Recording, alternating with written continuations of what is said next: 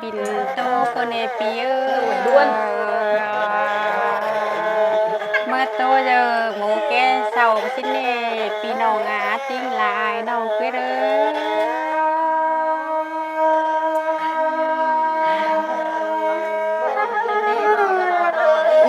นี่งาจะรอยิ่งเฝ้าจักกำเด้อหมูเขาหน่อยปีลาชิ้นเน่จะรอร่างฟันปีเกลื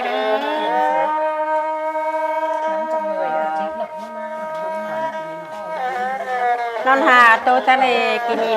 ก็เนื้อปีด้านนาตาทั้งนอน้อยบุยสิก็ดีนอปีทางนองงาติ้งลายน้องโกเนื้อใจเลยเมฆว้าสามมาหล่อส่งเล่าเกี่ยวเสียวอะไรเนี่ย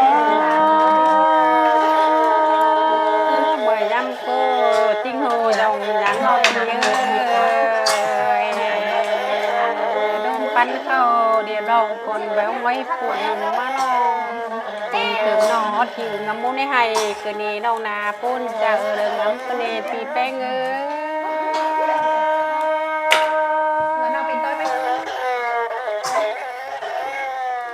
น้องก็ตั้งมาที่นี่ปี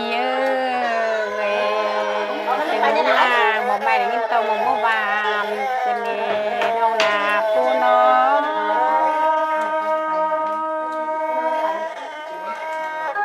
น้องเราจะร้องเจนนาจะเมาเขียนเสือได้สานติดกับเนื้อปีเนื้อน้องนาปุ่นจะเดินน้ำตัวนี้ปีน้อง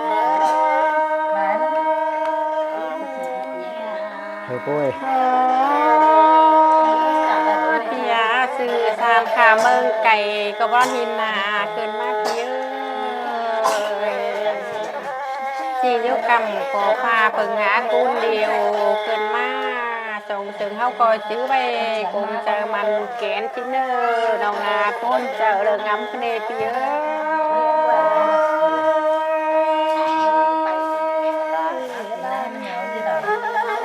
เธอนี่งาจะรอยิ่งก็จื้อมันจุมือพังลงดึงสังเนหาการเต้นเมล้างเสริมชิ้นเนจะรอล้างฝันนอกเกลือ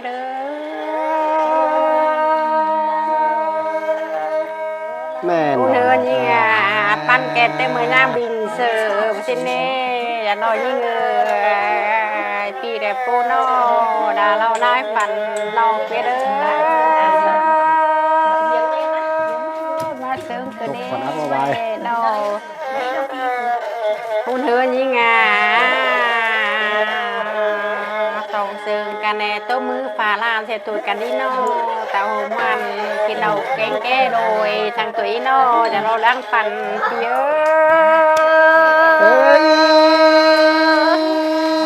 ปีบุญกันเนี่ยน้องแป้งไอ้นะจะเราหน่อยยิ่งมาปีนบุ้งโง่ไปชิ้นนี้จะเราล้างฟันปีกเด้อ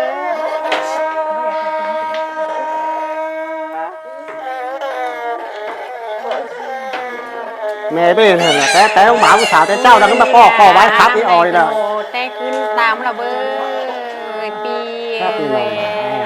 เอาได้ดีไม่ข้ามเสริมนะเราข้ามไปเสริมถ้าตัวล่างวีเวตรงกันนี้เนาะจะเราล่างฟันปีเกลือถามหาเนอเม็ดใบแล้วหรอแค่นั้น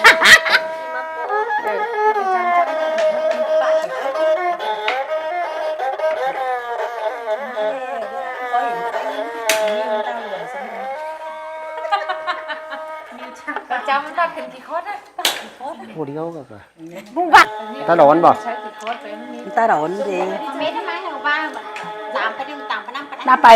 มันยังคิดเม็ดเอียนกี่ที่เอรอฝูกนังหูเอเลยมันคือค้าไปฮิอยู่แล้วฝูกกระบูมักกระเรนเอาฉันมาตามเลยเลยฉันว่าตอนน้องนี่อายก็ฉันหน่อยก่อนดิเดี๋ยวฉันกัดกันเลยเดี๋ยวมาเพิ่มไปอาจจะขาคนเชื่อตรงไหน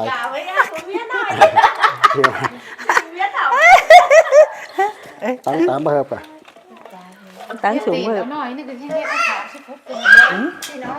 10 phút đi đeo ra phút đi